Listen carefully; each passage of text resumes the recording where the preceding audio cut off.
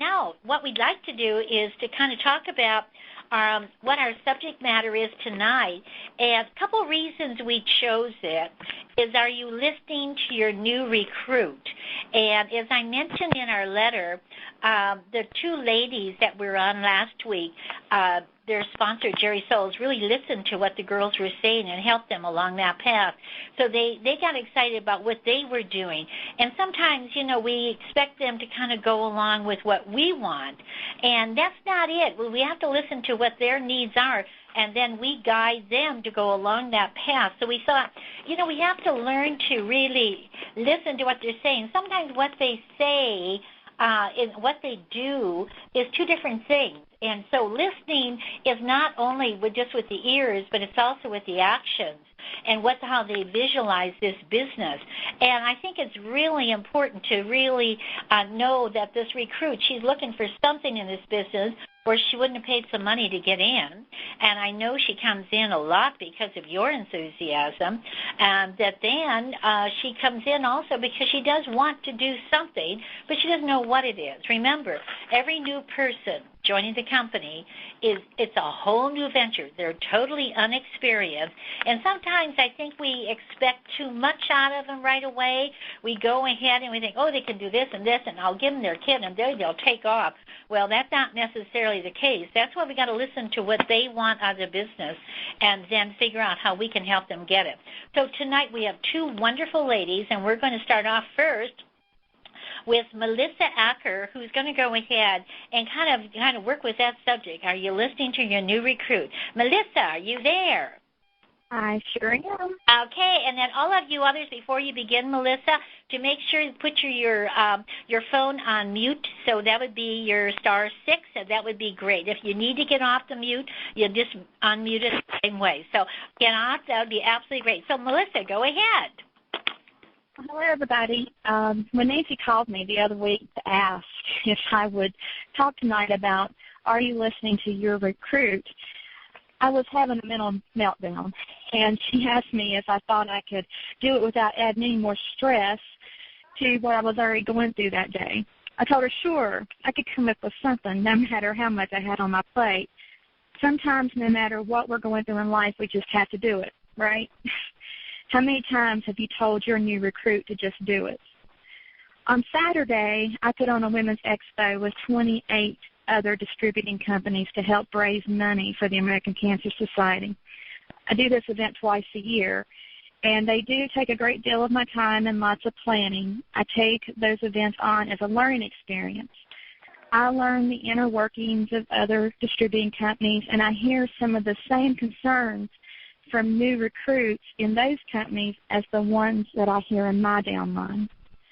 One thing we need to focus on when starting out a new recruit is to listen tentatively what they're saying, and train. They need to see how to make the recession-proof business work, and that's what we're in, as a recession-proof business. If we don't train our people to be successful, they won't be. Be consistent in your training. Mary and I have worked on 2 books that include everything they need to have from booking a show, coaching their hostess, how to hold the show, marketing, fitting, converting between the styles, everything they need to do to get out there to a successful start. It's all in writing, so they can refer to it as often as they need. As a manager, no matter what else we have going on in our daily lives and business lives, we still need to take time to listen and manage our new recruits. They're very vulnerable in their first 6 months. We don't know everything that may be going on in their lives, so we must listen to the clues they are giving us so that we can manage them in a way that helps them make money. I know with these economic times, it is hard to get people to commit to investing into the inventory, even though I know from personal experience that you can't sell from an empty suitcase no matter which product line you may offer. The more you can invest up front, the less their chances of becoming frustrated. This is probably one of the largest concerns that I have heard lately from my new recruits. They just don't have the finances available to invest. The first thing they may go through most of our minds is that if they want it bad enough, they will find a way. I have recruits where both spouses are out of work and they've had to turn to social services just to put food on the table for their family. And I'm telling them to invest. Sometimes it's a little hard to swallow. As managers, we need to ask the right questions so that we can help them find a way to make it work for them without causing them even more financial difficulties until things start rolling for them. I have gone as far as holding the show with them so they can earn some income just to invest back into the business. That not only shows them that you are dedicated to their success, but they can also learn how to close the sale. Another concern that I hear is that no one has money and they can't get people to buy, hold shows, or do personal appointments. First thing we may think of is that they just aren't trying. That may be true, but we also need to coach them in different marketing techniques. Give them a few inexpensive methods of marketing. They can ask friends and family over to their house just so they can practice, and that can lead to referrals for appointments and shows. They can go door to door in neighborhoods with a letter of introduction in a door hanger bag, just so people will know they're available.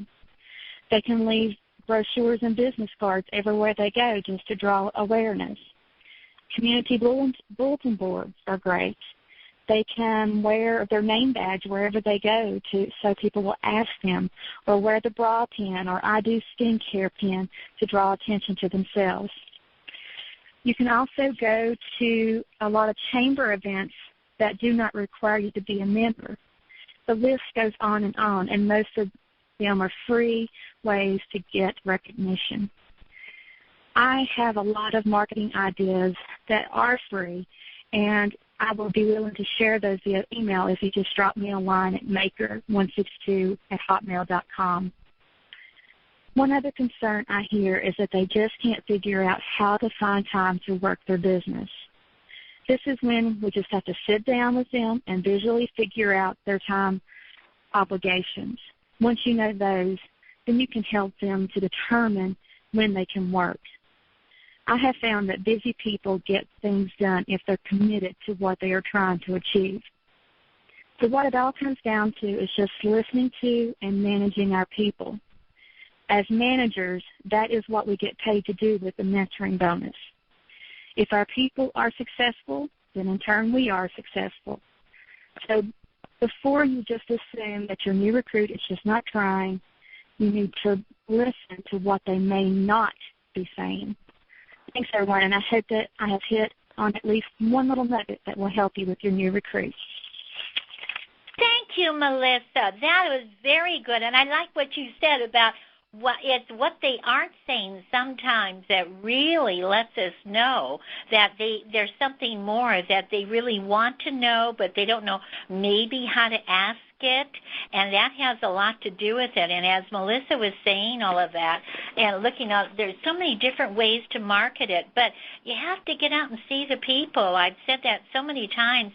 You've got to go out and talk to people about the business, and makes all the difference in the world. And you know, we have a forum that I've talked about for years, and I know I had when I was out in the field. It was called My Plan for Success.